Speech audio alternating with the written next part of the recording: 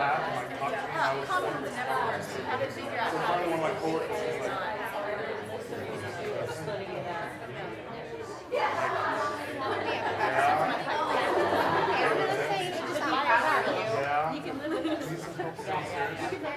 I'm going to say a very, very brief. I will be introducing more at length when Tongo reads on October 24 after workshop over at Haggerty. But just to say, very great thanks to Lauren McDonald and John Schneider at the museum. As you see, this beautiful space is calm, and this is they have a permanent collection of William Keith, very, very great nature painter. So come here and meditate, write your poem, and these are just part of the permanent collection. So enjoy. It's a small museum; you can handle it. And so thanks to them for hosting. This is the first time we've had a craft talk in here. So yay. So Tongo, an amazing, great genius, my friend. I want to say that he has 2 books, and I will say more at length about his books. His first one, Someone's Dead Already, and his second one, Heaven is All Goodbyes. 2 spectacular collections. He's our visiting professor for the poetry program, for the MFA in poetry, and he's doing craft class. And he is also has taught at Columbia and Mills and several other places, and he is also a community organizer and political activist, and really amazing. So we're happy to welcome him. Yay. Silence your phones, I forgot to say.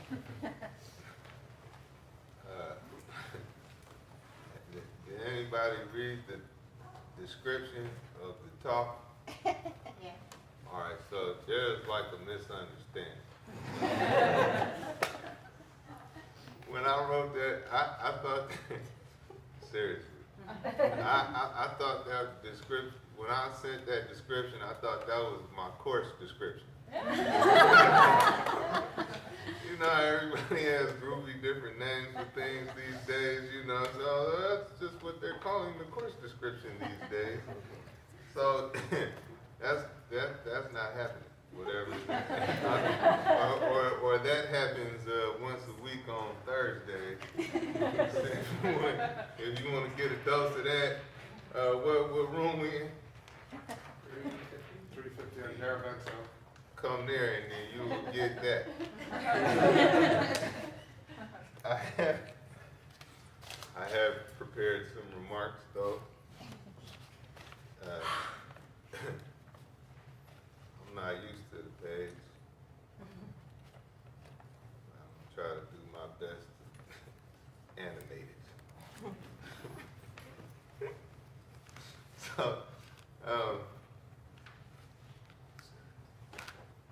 poetry is a play on perception.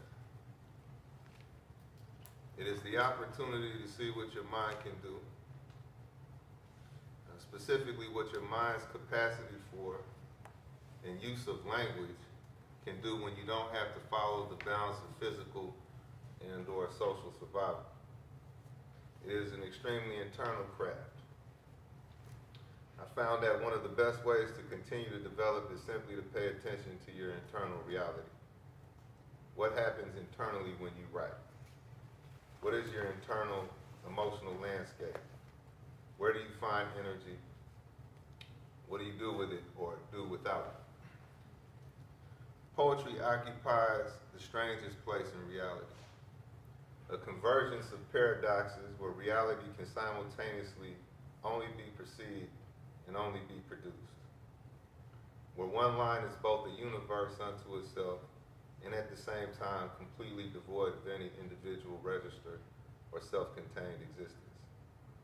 Where there is only evidence and simultaneously no evidence of a creator. It is the half step between the realms of cosmic unity and 1 million dualities. The poet creates an image by pulling them towards each other, a process of healthy insanity, or within an insanity free of self-absorption.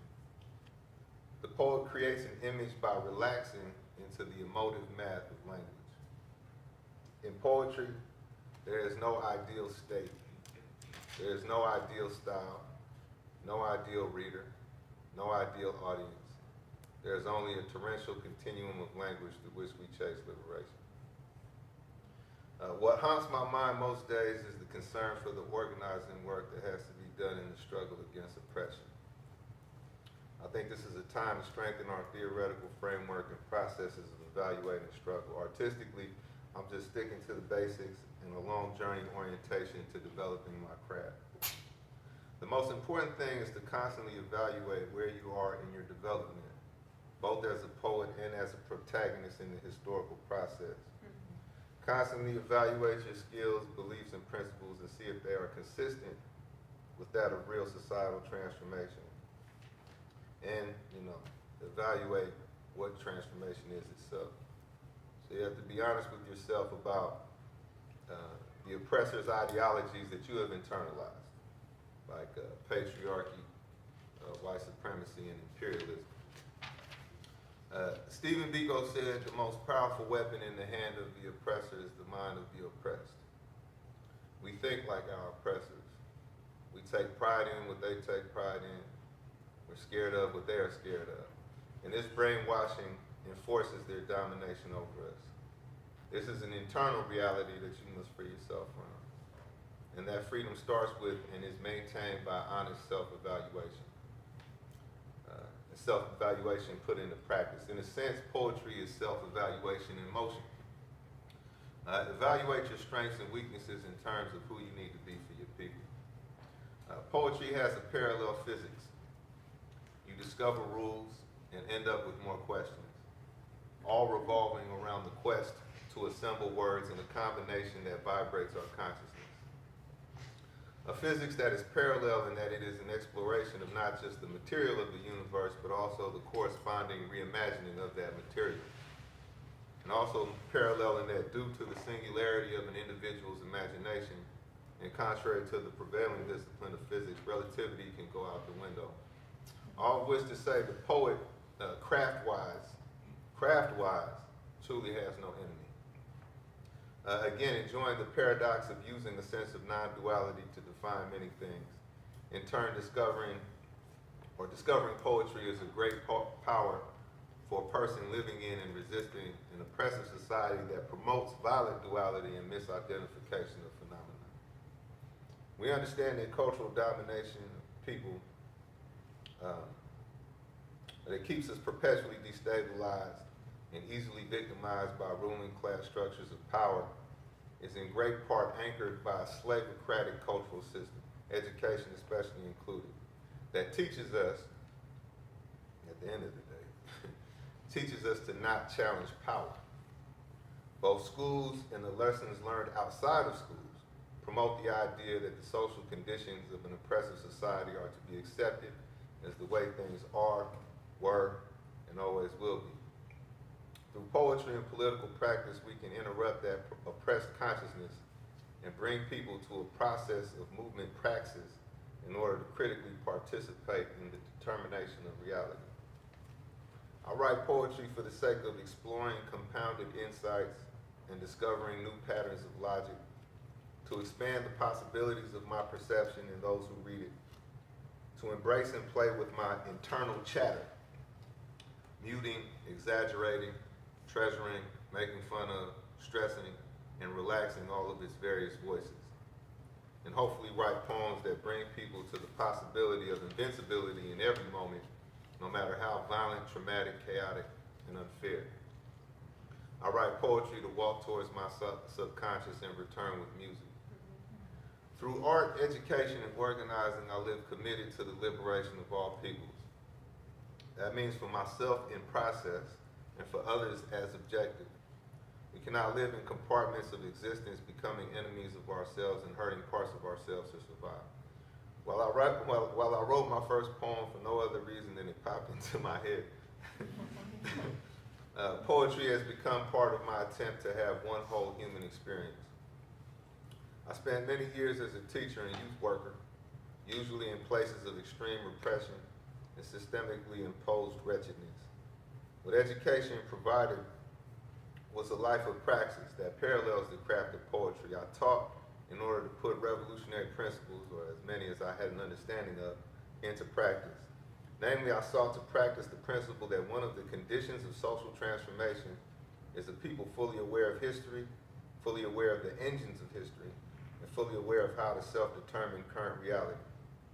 Poetry, or art of any discipline, provides a similar opportunity and also exists in the part of the mind that produces revolutionary intention. Poetry is every step of the way from idea to practice. And your revolutionary practice and art subtitle each other. So as I evolved my revolutionary practice, especially internally, so evolved my poetry and vice versa, and ultimately expressed my evolution as a human being. I use other disciplines of art for inspiration and instruction. Music gives me guiding metaphors for the development of craft, especially as it relates to the concept of doing something to more than just survive. Again, we communicate using words to survive. We communicate using words within a poem to open ourselves and others to a more powerful relationship to reality. And again, in some ways, art is the communication of emotional math, and that is a pronounced characteristic in music. And though the math aspect is less provable in poetry, enough of it is there to find the guidance of musicians directly and indirectly helpful. From musicians, I've learned that I do not have to keep my foot on the gas within a poem, to use every phase of a tide, to start in stillness, to give energy a couple of autonomous seconds before I name it. I spent 2 years in Jackson, Mississippi doing organizing work around issues of mass incarceration and economic exploitation. I was part of an effort to build a network of worker-owned cooperatives in Jackson, as well as a human rights inspection team for the county jails. Jackson is a city where, among other pronouncements of struggle, the NAACP office purposely never filled in the bullet holes of white supremacist drive-by shootings, and Medgar Evers' home, where he was assassinated, is open to be toured. However visceral these incredible echoes of struggle stand, they survive in the midst of a half-abandoned superstructure. The modern poet in the United States in general finds the sacred and heroic within understated aspects of reality. This food is even richer in places where relatively unremarkable landscapes hide events of convergence of social forces. The Midwest, whose internal diaspora my family has traveled for decades, also offered several sites where decay cradles past battles that shook the foundations of oppressive social order. I like to interpret these places where we once lived in energetic domestic colonies, where all-out systematic assaults proved the effectiveness of those who struggled. I like to investigate the textures of modern resistance as they reveal themselves in modern conditions and be open to whatever I find, whether they be justifications for hope or justifications for dejection. I'm interested in the dual resonance of places. History appears more pronounced when the present is materially muted. History at the same time appears displaced from continuity when the present appears controlled by absentee victors. I'm interested in the patterns of a place of historical contest where the arena itself has withered. As a poet, my senses are most acute when on the road. I paint with more detail on streets I've never been, partly because my mind takes less for granted when all details are new, but also because I can operate with fewer walls up when I move through places I'm not from. Unfortunately, self-perception being always at stake in our upbringing, the places of our upbringing perpetually conduct what later in life becomes an unhealthy process. The artist does well when in an environment in which the only truth they become aware of is at stake. On the road, I enjoy this free state of investigation, both the peeling back of decades as well as the returning of those layers back over those historical events, investigating the modern socio-economic crust of sites of historical struggle. I believe that I'm part of a conversation among artists and revolutionaries with no temporal or geographic constraints. I'm part of one human effort, and write and learn and teach accordingly. Writing Heaven is All Goodbye I know, brother. It's hard to breathe around all this brilliance. I know. But you can do it. Writing,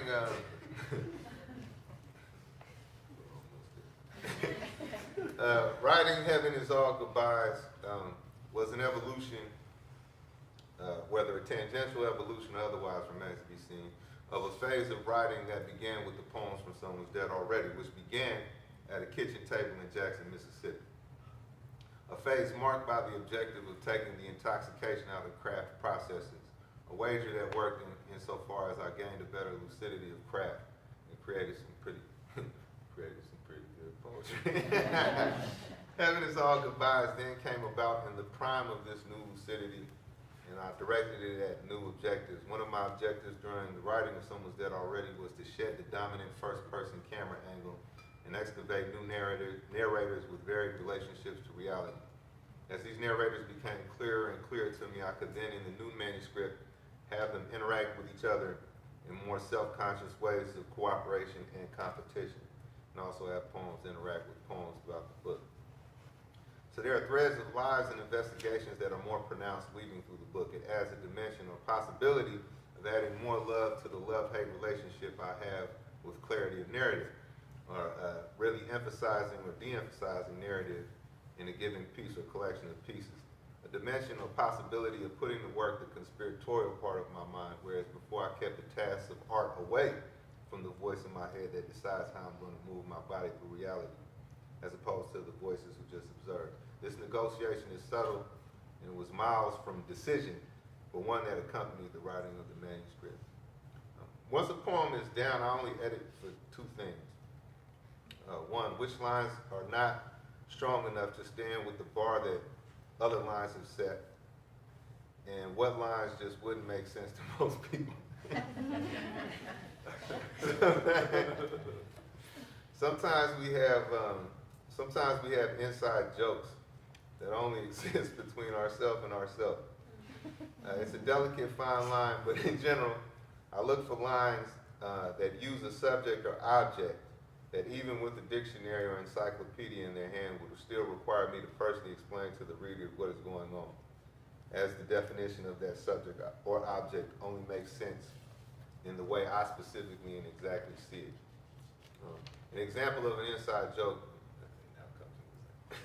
example of an inside joke would be this, and this is an example, and actually this is kind of a contradictory example because I left the line in there. But so, so the beginning of the poem, and I actually use this beginning in the class too. There were hammers in my cradle, which made some people scared to check on me because God would have a devil and State Street would have a resurrection, and I would be a menace to veins if the city protects the precinct flesh. Within this run, the weak link is State Street would have a resurrection. Why?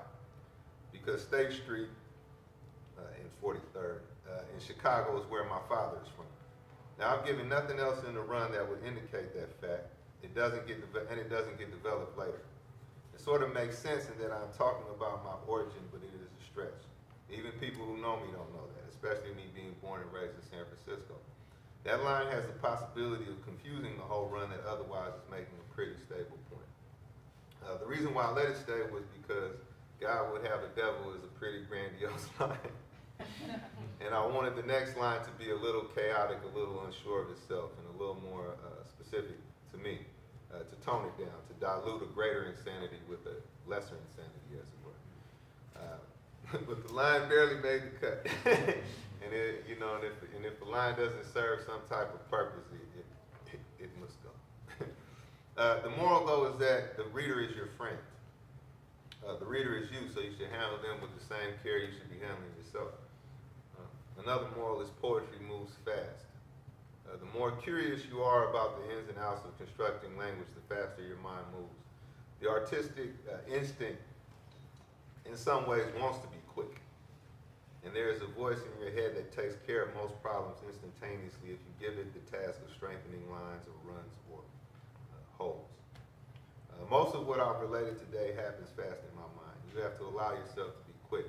It's an important thing to hold your mind in a state of fluidity, applying exertion but not control. So, in conclusion, poetry, as well as your political practice, is a part of your one human experience, taking place in and revealed by interconnected reality. The view of craft as component walls away potential insight and inhibits writing and movement work. Writing strategies that flow from the reality that craft does not have to be a metaphysical separate entity from you strengthens all internal processes of liberation, importantly including your heart. From political to unpopulated realities of the world, all continuums of existence can emerge together in a line of poetry within a cooperation to produce insight.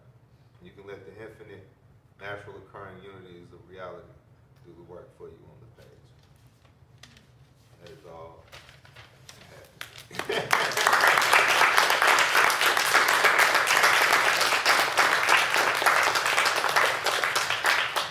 Do you want to take a few questions?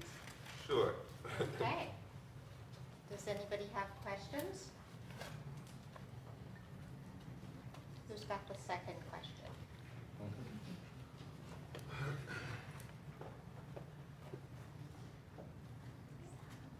Do you usually use a pen or a pencil versus the computer, or you use both?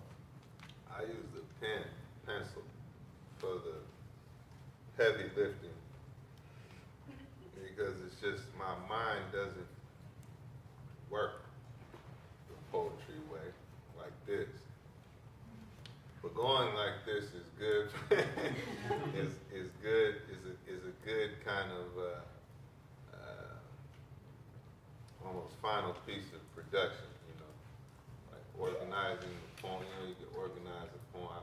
You know, do some reorganizing or strengthening as I type it up. But if I start thinking academically when my hands are like this. I can't dip into the. I don't get deep enough into the the right brain, you know, to really put in good work. So it's like pen first, typing second.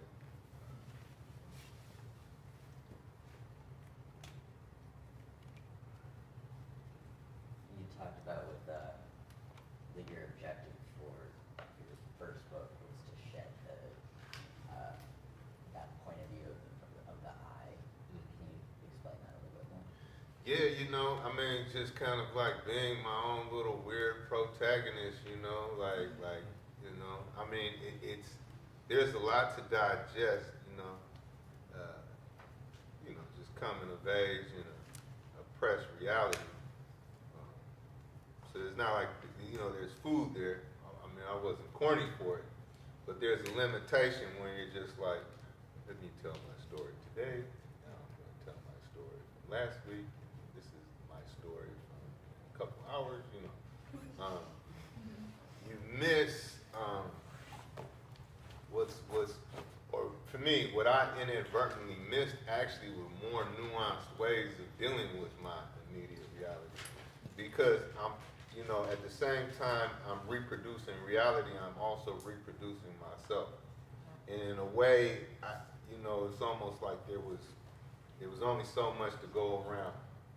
And so if I was going to get more into reality, the less I could give the reproduction of this protagonist that I'm implying through the poem. So if I, you know, there's always it kind of, you know, another thing poetry is a play on its implication, right? And backstory and social force and just kind of like how you blend these implications together, or what a line is kind of like a blend of these implications of how we get to a moment. And so if I'm just like kind of dominating that blend with myself, then there's just all kind of other, you know, colors I'm not using, or flavors I'm not finding, or just things I'm muting.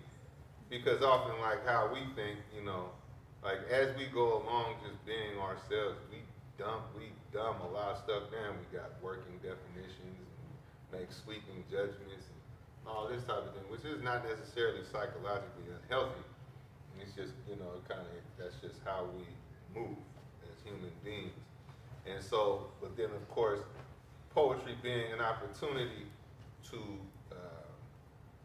get away of those, get away of those kind of mental processes that are designed so that we can survive moment to moment, to take advantage of the fact that, again, there's nothing at stake. When you're down there with the fear, it's like nothing really exists, or nothing exists that you don't want to exist, So it's just like, okay, just doing more with that opportunity, it revealed a whole lot more, you see.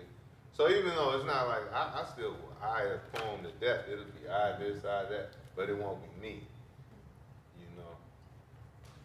And even within that, it's like, there's just so many trippy, the origin of an idea or the herald of an idea or the deliverer of an idea can be such a, such a fluctuating thing. Like, it's just like, sometimes it can just be like a quick little whisper that might just, that really has no real, that isn't even fully aware of itself.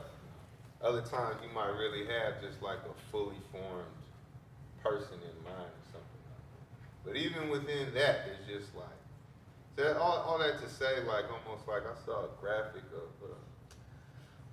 of an explanation of from, what is it? What is it? String theory? Why is there 10 dimensions now? I forget. But there was this one illustration, and it was just kind of like, what it looked like was just kind of like, almost like the floor within the floor within the floor within the floor. It was being pulled out.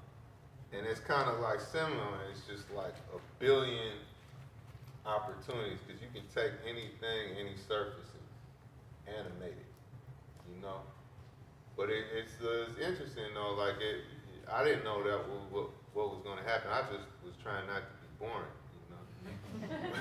but kind of just like stumbled into all of these possibilities, like, oh, wow. And it just made, so then it just made for kind of, to me, more sophisticated investigation, more honest investigation, less lazy investigation.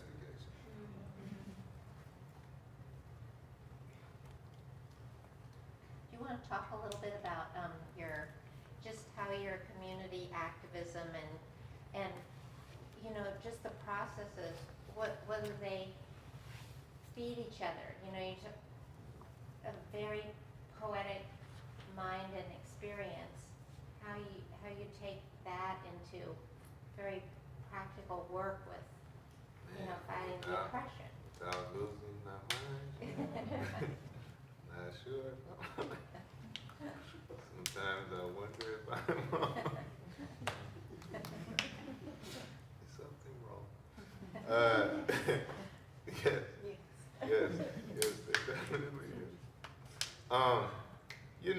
To me, it's just it's almost like, man, it's just that's my existence. I don't exist any other way, because any other way is just reinforcing repression. There is no middle. There's no way you can just play it how you want to play it. You're either helping them or you're helping us. There's no sideline. There is no. It's interesting. I was teaching a little. It was like a summer debate camp. And I didn't know what a world debate is serious. Saying some of the best and brightest, do it, youngsters in high school, and so, I was kind of responsible for giving them, kind of like political education, and so we got to I forget exactly what the topic was, but after we had kind of grounded ourselves with some good context and content and all this, we went into the streets and just was like, okay, let's go get people's opinions on things. Like, let's just go survey people. And and the kids themselves came back with this conclusion that there's just some kind of accomplished culture, accomplished mass culture in the United States. Where it's just like, man, they don't want it. This is the mind state of people who are benefiting from war crimes, but don't want to deal with that fact, you know, let alone possibly perpetuating them themselves. You know? So it's just like there is no, you know, so like I have no until this society, until the world really is truly transformed. I don't have any real identity outside of a revolutionary. What else there am I? There's nothing else. But it along the way it gets like really weird and non-linear, you know. In fact, you know this I don't know if people are familiar with QR Hand. Man, everybody need to know QR Hand Jr. One of the we don't know about QR. Don't you worry, Thursday night. we gonna know QR. QR Hand, it just I mean, you know, he's almost like the one that got away. I mean, on par with anybody. He's like 81 now. On par with anybody. Now I put him up against anybody in that generation. And he was also a heavy movement person. And in fact, the first picture I saw of him was him like opening for Malcolm X, like a young QR Hand with a Malcolm X listening to him. I was like, well, this cat is out of this world. And so I was talking to him really about my frustrations, you know, where organizing is at. He was just like, organizing is not many. And it really fucked my whole head up. But it's trippy because in a lot of ways, you know, poetry as well is definitely, or definitely when approached from a nonlinear angle, just has all of these, presents in all of these moves you can make. All that to say, still sorting it out. My hunch though is the more clarified I am in myself, the healthier I am within myself, the more effective I am. Because again, it's like, it does kind of make sense is that like, you know, in some ways though, so right, while you can't have an individual existence outside of the struggle, I think a transformed world is kind of like the sum or aggregate of these individual journeys, you know, coming into some type of movement process, you know. So it's just like, it's again, I'm sorry, it's like kind of like a haphazard answer. This is how I live in my head. I'm just like, this, maybe that, over there, what's that? You know. But I think, you know, in some to improvise a conclusion, you know, this is just kind of like, this is just me in motion, really, you know. And so what I can just kind of operate on is just really just always just kind of like internal detective work.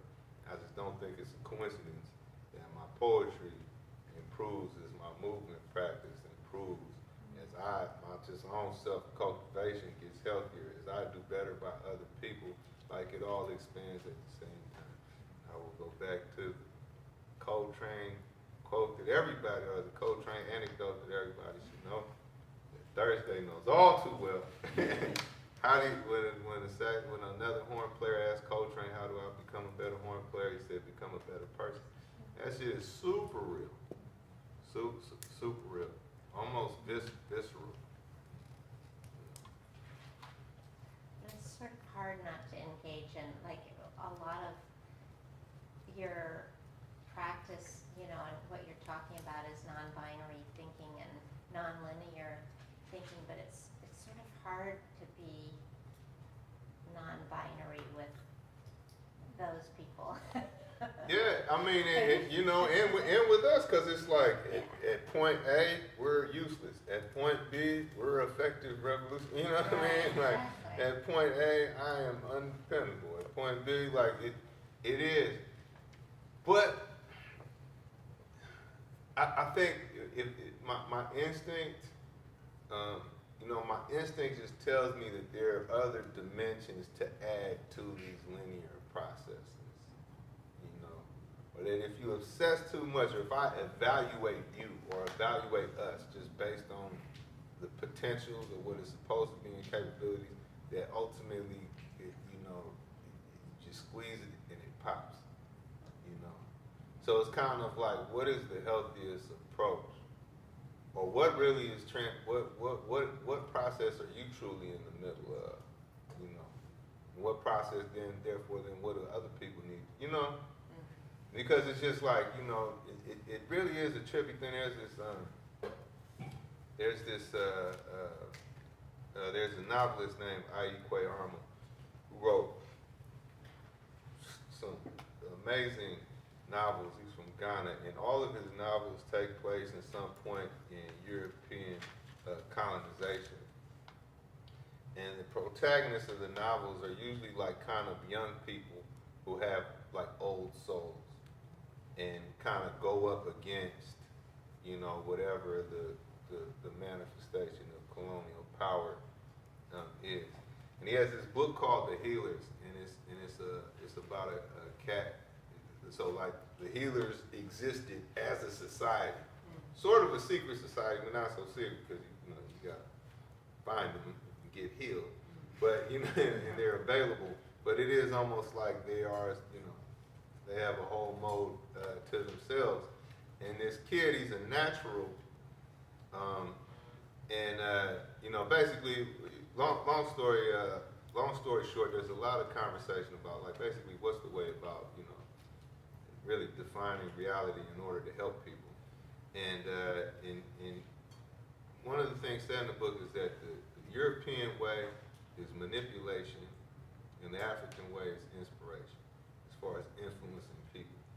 And so it's kind of tricky when you get into the linear kind of like mode. It is really tempting to be like, well, how can I maneuver somebody into, you know, being an effective how can I garden this organization into being something, you know, effective? And it does kind of like, it does kind of like automatically an unhealthy duality is kind of created, you know, that puts a little, you know, that puts enough of a kind of like a contradiction in there that the opposite come back and bite people 100 times. So it's just like, okay, you know, what then, you know, what is really the process of inspiring somebody to really transforming themselves and imposing discipline on themselves? You know? I think that's a question that's not a point A to point B. Or maybe the good news is that we've already won. You know? Maybe a couple more questions. Yeah, anybody else's burning questions? Thursday is like, we heard all this I have a shit. question. We'll hear it. Yeah. Just pardon the sunglasses, I forgot the regular glasses in the car. But where you just left off in terms of a healthy way of inspiring someone, could you speak more to that? Because I think we're all here trying to gather bits of wisdom from you. And what I have to say so far, you are like chocolate decadent cake, very rich. There's a lot of things you've said that need unpacking. Okay? So I'm just going to take it with something in terms of, I think we're all trying to inspire. So could you unpack that some more in terms of healthy inspiration? Maybe. Honest answer, I love it. Possibly. You know, it's a work. It's still kind of like a working question in my head, but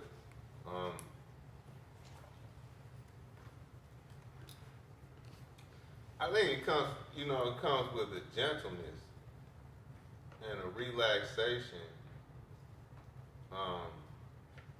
You know, it's trippy. I found like there's like, I don't know if you've ever seen me read a poem, but I might go on, right?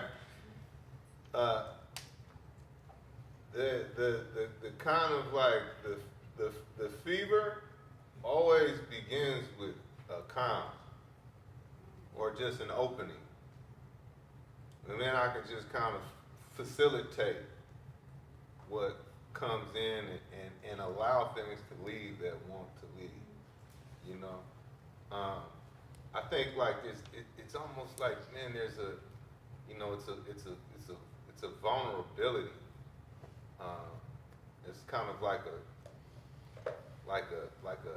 almost like a surrender that you then allow ideas and energies to activate. So it's just kind of like, I don't know how to put it, but so my mother knew some of the North Vietnamese who defeated the French, right? And I asked her, like, what struck you most about them? And she said how gentle they were with each other. Now here you have this undertaking in which millions of people died, you know. So if anybody has a reason to be uptight, you know, millions are being, you know, they're being mass murdered. They're fighting a first world military machine. Like if anybody has a reason to yell at anybody, what the fuck are you doing? You know, put that down. You know, drop and give it to anybody has the right to tell you to drop and give them 20, it's them, right? But she was like, they were like, if there was a problem, they would all sit there and get to the bottom of it. If somebody was messing up, they'd all sit there and take all the time they needed to get to the bottom of it. And I think like the same thing also works internally. But you just start to find, I don't know, I just kind of like, I just got lucky and wandered into this realization of how much more power you have access to when you start with just opening, you know. And so therefore it's really like a moment-to-moment process of trying to return to that healthiest internal state, you know. Now this is individual and can be kind of like collective, you know. So it's just like when the rooms I've been in with other organizers, when it was most effective and most inspiring to be in is when everybody in the room felt safe. Even if we couldn't necessarily, like, you know, there's only so much we can protect each other from. But to be in a room knowing that you're safe with everybody in the room, just made for now, people are not like, you know, worried about, you know, well, I want to do this so that this person accepts me, or I want to do this so that this person doesn't punish me or something like that. Or I don't punish myself, all this weird stuff, you know.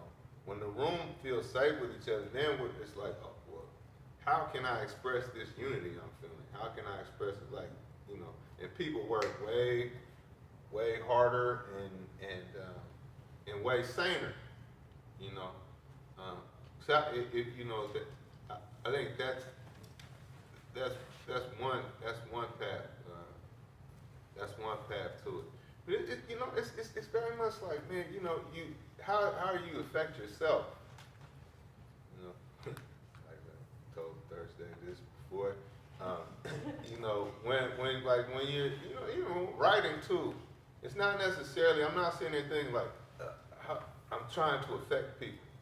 I'm really just trying to affect myself. Like I said in the beginning, I just was trying not to bore myself on the page. You know what I mean? So it's just like, you know, how you affect yourself is how you affect other people.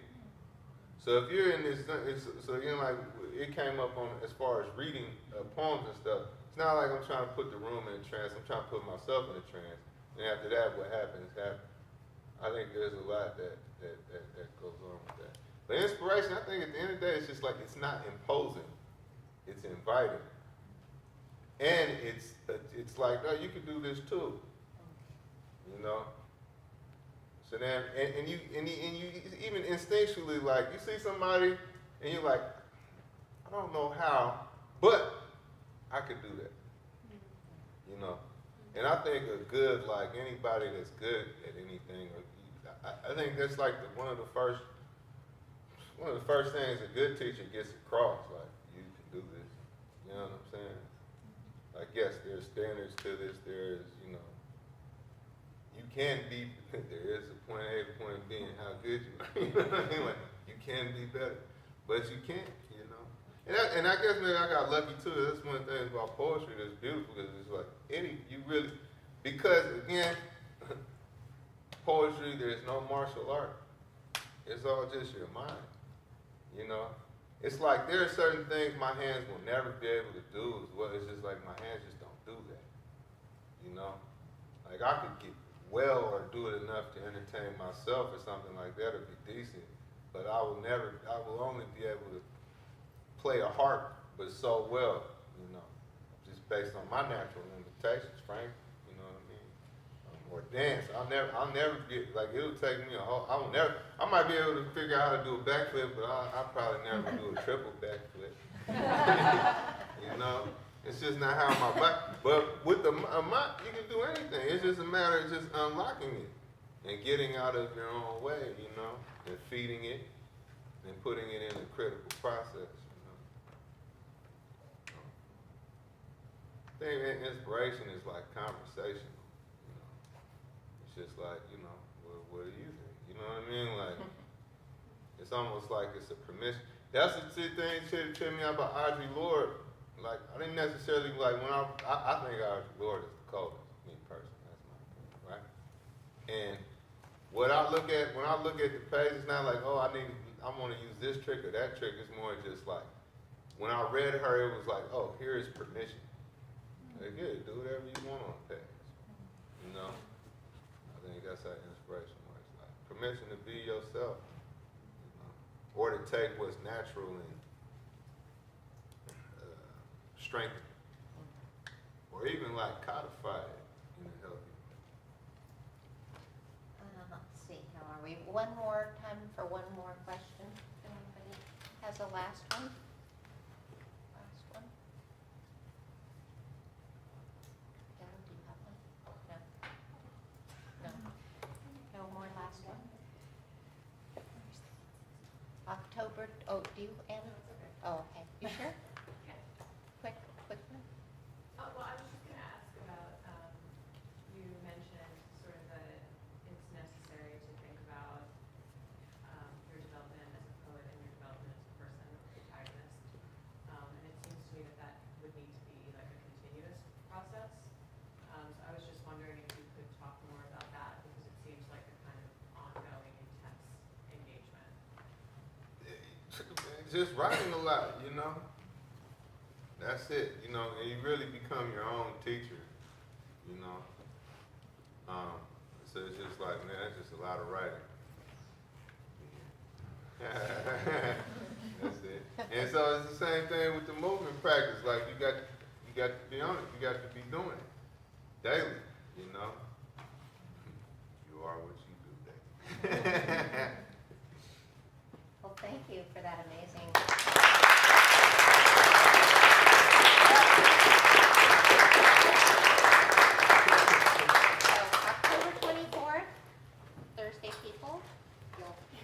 Tomorrow, but everyone else is October 24th. Thank you.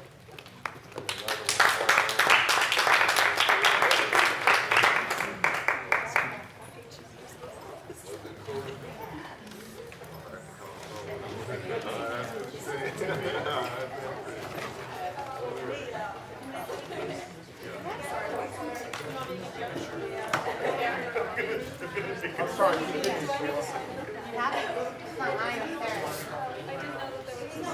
If anyone needs to sign in for a form, the sign-up sheet is here.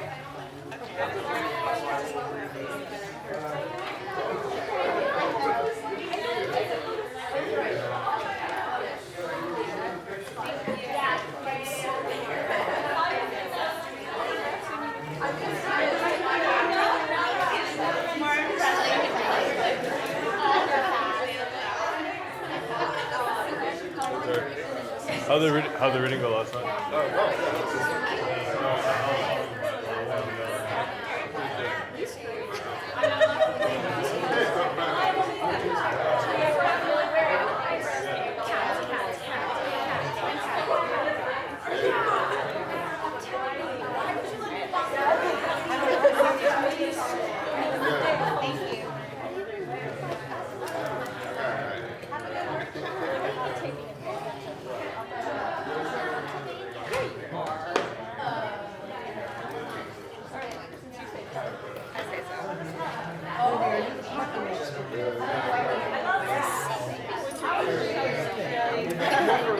Yeah. Maybe a little. Maybe a little.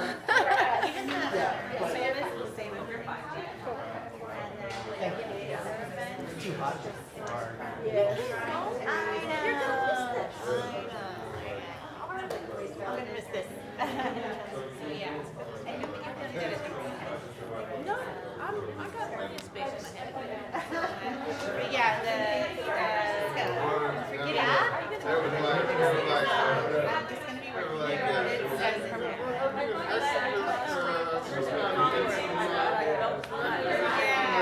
Gathering up, put it in a box, close it.